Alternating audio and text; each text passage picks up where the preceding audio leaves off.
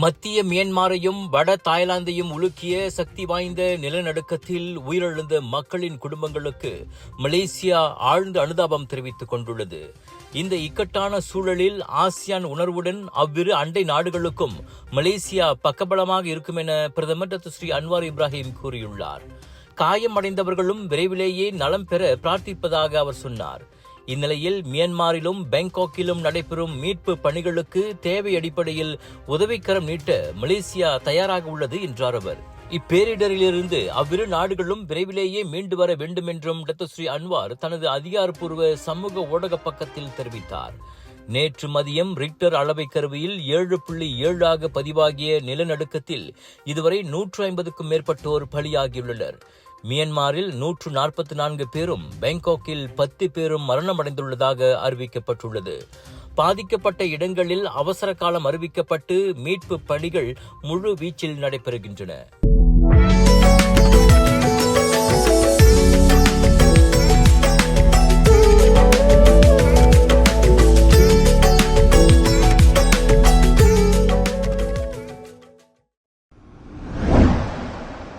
Thailand, Vietnam, Malaysia, சீனா, India உள்ளிட்ட அண்டை நாடுகளும் அதிரும் அளவுக்கு நேற்று மியான்மரை உலுக்கிய சக்தி வாய்ந்த நிலநடுக்கத்தில் இதுவரை 150க்கும் மேற்பட்டோர் பலியாகியுள்ளனர்.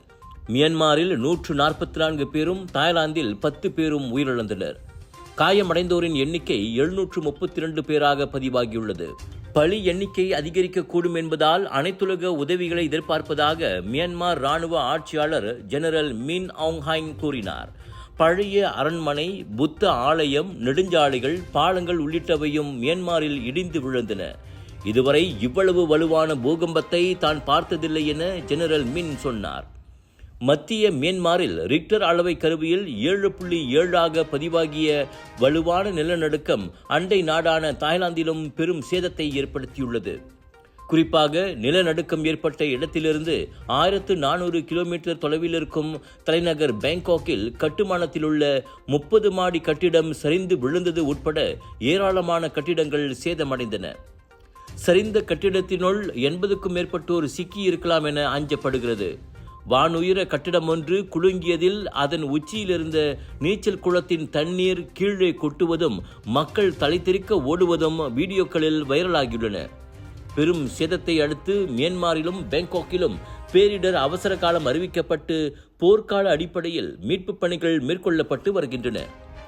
நிலநடுக்கத்தால் பாதிக்கப்பட்ட இரு நாடுகளுக்கும் உரிய உதவிகளை வழங்க தயார் என பிரதமரும் ஆசியான் தலைவருமான டத்துஸ்ரீ அன்வார் இப்ராஹிம் அறிவித்துள்ளார். இந்துக்களை இழிவுபடுத்திய புகாரின் பேரில் கைதாகி 2 நாட்கள் தடுத்து வைக்க உத்தரவிடப்பட்ட ஜம்ரி வினோத் விடுவிக்கப்பட்டுள்ளார். எனினும் போலீசிடமிருந்து அதிகாரப்பூர்வ அறிக்கை எதுவும் இன்னும் வெளியாகவில்லை.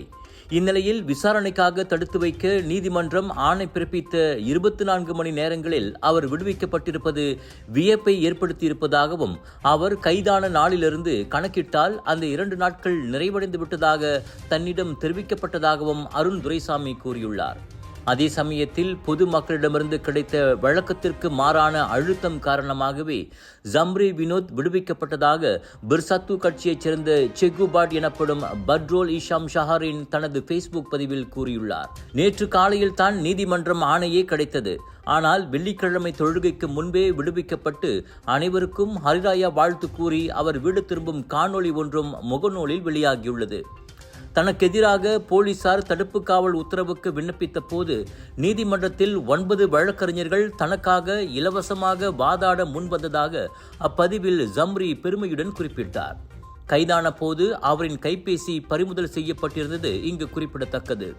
முன்னதாக மஸ்ஜித் இந்தியா தேவி ஸ்ரீ பத்ரகாளியம்மன் ஆலய விவகாரத்தில் மூக்கை நுழைத்த ஜம்ரி வினோத் தனது ஃபேஸ்புக் பதிவில் இந்துக்களை கொச்சைப்படுத்தியிருந்ததாக புகார் எழுந்தது. ஊரார் நிலத்தில் சட்டவிரோதமாக கோயில் கட்டுவதும் பிறகு நில உரிமையாளரிடமே பிரச்சனை செய்வதும் இங்குள்ள இந்துக்களுக்கு வாடிக்கையாகிவிட்டதாக அவர் குறிப்பிட்டிருந்தார். இது நிந்தனைக்குரிய செயல் என கூறி போலீசில் புகார் செய்யப்பட்டதை அடுத்து வியாழக்கிழமை மாலை அவர் பெர்லிஸில் கைதானார். எங்க வீட்ல எல்லாரும் தினமும் காலையில ரெய்னாயூர் வெர்ஜின் கோகனட் ஆயில குடிக்கிறோம். நீங்களும் தினமும் ரெய்னாயூர் வெர்ஜின் கோகனட் ஆயில குடிங்க. எப்பவுமே புத்துணர்ச்சியோட இருங்க. ஒவ்வொரு பொழுதும் ரெய்னாயூருடன் தொடங்குங்கள். விலை விலையோ மலிவு, செலவோ குறைவு, தரமோ உயர்வு, மனமோ நிறைவு. மக்களின் தேர்வு என்ரிகோஸ் முழு ஆடை சத்துள்ள பால்மாவு.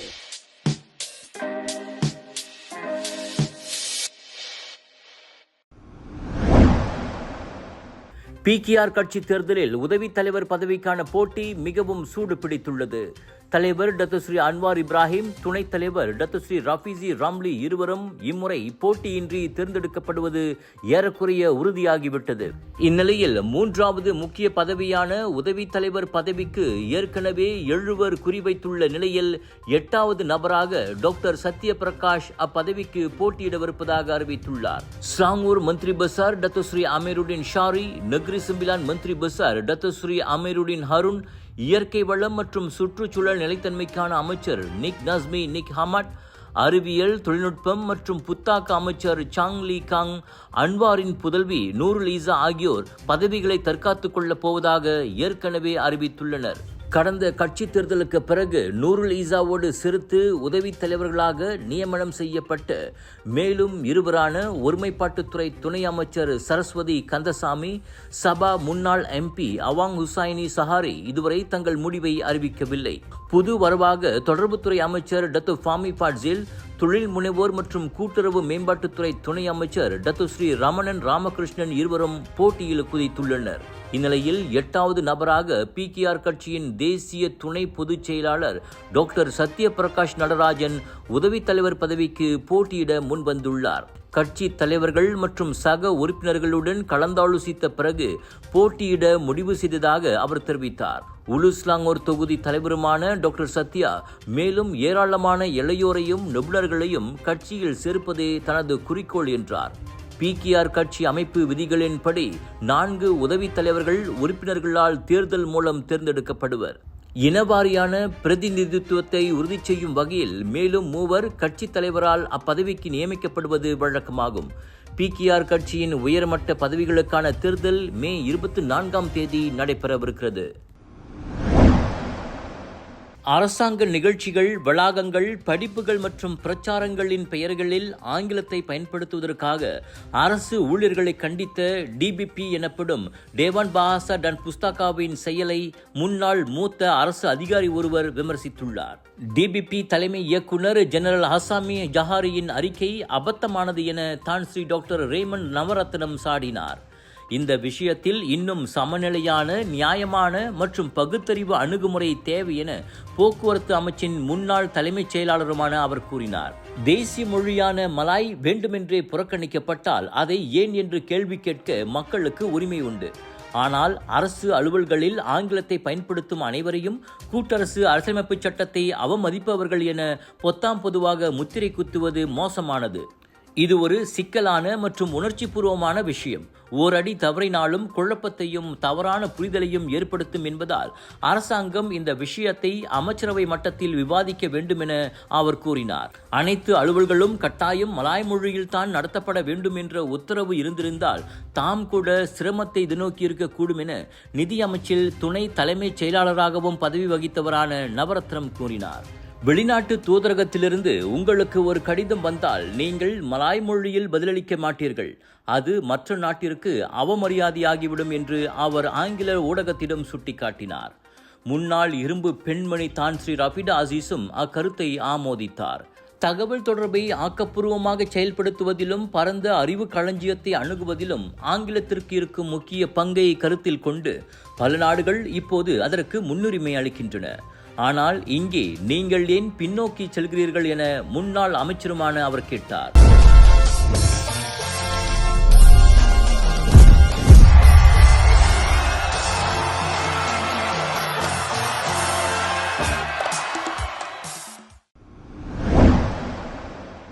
மலேசியர்கள் மகிழ்ச்சியான ஹரிராயா பெருநாளுக்கு தயாராகி வரும் நிலையில் ஒற்றுமை மற்றும் கொண்டாட்டத்தின் உணர்வில் போக்குவரத்து அமைச்சர் ஆந்தனி லோக் நேற்று KLIA விமான நிலையத்திற்கு வருகை தந்தார். பாத்தேக் ஏரின் OD79-8 விமானத்தின் மூலம் சபாவின் தாவாவ் நகருக்கு புறப்படும் பயணிகளை அவர் வழியனுப்பி வைத்தார். அமைச்சரே அவர்களை வரவேற்று ஹரிராயா வாழ்த்துக்களை தெரிவித்து பெருநாள் பரிசு பைகளையும் வழங்கினார். அந்த சிறப்பு வழியனுப்பு நிகழ்ச்சியோடு தங்களின் அன்புக்குரியவர்களுடன் பெருநாள் கொண்டாட்டத்தில் பங்கேற்க செல்லும் 160 பயணிகளுடன் இரவு 9 மணிக்கு விமானம் புறப்பட்டது. அந்த நிகழ்ச்சியில் கலந்து கொண்ட பத்தேக் ஏர் நிறுவனத்தின் தலைமை நிர்வாக அதிகாரி டத்து சந்திரன் ராமமூர்த்தி பண்டிகை காலத்தில் தடையற்ற பயணத்தை எளிதாக்குவதில் விமான நிறுவனத்தின் கடப்பாட்டை மறு உறுதிப்படுத்தினார். இந்த நோன்பு பெருநாள் காலத்தில் பத்தேக் ஏர் தனது விமான பயணங்களை கணிசமாக அதிகரித்துள்ளது. குறிப்பாக முக்கிய உள்நாட்டு வழித்தடங்களில் கொண்டாட்டங்களுக்கான வீடு திரும்பும் பயணிகளுக்கு கூடுதல் பயண தேர்வுகளை வழங்குவதாக அவர் சொன்னார். கோலாலம்பூர் தாவா வழித்தடத்தை எடுத்துக்கொண்டாலே விமான சேவைகள் இரட்டிப்பாகி ராயாவுக்கு முந்தைய வாரத்தில் 2700க்கும் மேற்பட்ட பயணிகளை கொண்டு சென்றுள்ளோம்.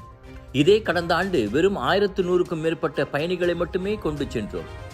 அதிகரித்து வரும் தேவைகளுக்கு ஏற்ப ஹரிராயாவுக்கு முந்தைய வாரத்தில் தாவாவுக்கான விமானங்களின் எண்ணிக்கை 16ஆக அதிகரித்துள்ளது. இது கடந்த ஆண்டு அறிமுகப்படுத்தப்பட்ட 7 கூடுதல் விமானங்களை காட்டிலும் அதிகமாகும். இந்த சேவை விரிவாக்கமானது அதிகமான குடும்பங்கள் எளிதாக மீண்டும் ஒன்றிணைய முடியும் என்பதை உறுதி செய்கிறது. பண்டிகை காலத்தில் இணைப்பை மேம்படுத்துவதற்கான பத்தேக் ஏர் நிறுவனத்தின் கடப்பாட்டையும் இது வலுப்படுத்துவதாக அவர் சொன்னார். பண்டிகை கால சிறப்பு முன்னெடுப்பாக பத்தேக் ஏர் சரவாக்கிற்கு வெறும் 319 ரிங்கிட், சபாவிற்கு 379 ரிங்கிட் என்ற கட்டணத்தில் ஒரு வழி பயண சேவையை வழங்குகிறது. KLIA மற்றும் சுபாங்கில் உள்ள சுல்தான் அப்துல் அசீஸ் ஷா விமான நிலையம் ஆகிய இரண்டிலிருந்தும் விமானங்கள் இயக்கப்படுகின்றன.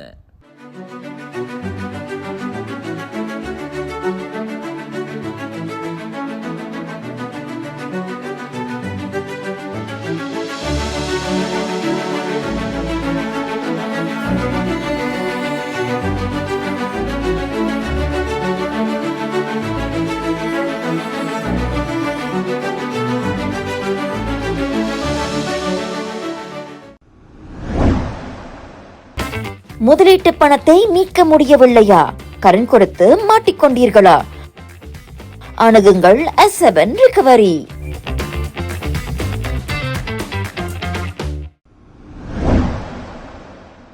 ஸ்லாங்கூர் ஸ்ரீகம்பாங்கான் சிறுடாங் பிரிடானாவில் தனியாக நடந்து சென்ற நிலையில் மீட்கப்பட்டு டிக்டாக்கில் வைரலான 3 வயது பெண் குழந்தை பாதுகாப்பாக பெற்றோரிடம் ஒப்படைக்கப்பட்டாள். சிறுடாங் போலீஸ் தலைவர் துணை ஆணையர் அன்பழகன் அதனை உறுதிப்படுத்தினார். முன்னதாக விடியற் காலை 3:40 மணியளவில் கையில் 2 ரிங்கிட் தாளுடன் அக்குழந்தை தனியாக நடந்து செல்வதைக் கண்டு 27 வயது ஆடவர் அதிர்ச்சி அடைந்தார். தன் வீட்டு விவரங்களை சொல்ல தெரியாததால் அக்குழந்தையை அவர் ஸ்ரீகம்பாங்கான் போலீஸ் நிலையம் அழைத்துச் சென்றார். இதையடுத்து சிறுடாங் போலீஸ் தலைமையகம் உடனடி விசாரணையை மேற்கொண்டது. அப்போது வீட்டில் தாய் தந்தைக்கு தெரியாமல் பூட்டப்படாத கதவின் வழியாக வீட்டை விட்டு அக்குழந்தை வெளியேறியது விசாரணையில் கண்டறியப்பட்டது. அந்த அடுக்குமாடி குடியிருப்பின் பாதுகாவலர் சாவடியிலிருந்து சுமார் 100 மீட்டர் தூரம் குழந்தை தனியே நடந்தே சென்றுள்ளது. நல்ல வேளையாக அது பாதுகாப்புடன் மீட்கப்பட்டதாக அன்பழகன் கூறினார். வீட்டில் குழந்தையை காணாது தேடிய பெற்றோர் காலை 7:50 மணிக்கு புகார் அளிப்பதற்காக ஸ்ரீகம்பாங்கான் போலீஸ் நிலையம் சென்றனர். குழந்தையின் பிறப்பு பத்திரம் மற்றும் பெற்றோரின் அடையாள அட்டைகள் பரிசோதிக்கப்பட்டு இறுதியாக தாயிடம் குழந்தை ஒப்படைக்கப்பட்டது. குழந்தையை கண்டுபிடித்து போலீஸ் நிலையத்தில் ஒப்படைத்த ஆடவருக்கும் அன்பழகன் நன்றி தெரிவித்துக் கொண்டார். ஊதா நிற சட்டையுடன் இருக்கும் குழந்தையை கையில் தூக்கி வைத்துக் கொண்டு அது ஸ்ரீகம்பாங்கானில் காணாமல் போனதாக நம்பப்படும் குழந்தை என ஓர் ஆடவர் தகவல் கூறிய வீடியோ டிக்டாக்கில் வைரலானது.